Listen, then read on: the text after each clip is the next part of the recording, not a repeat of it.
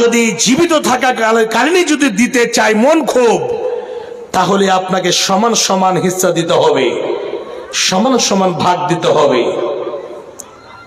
আর না হলে জমি আছে থাক, যার নামে জমি আছে সে মরে যাবে, তারপরে ফারাইজ হিসাবে জমি ভাগ হবে।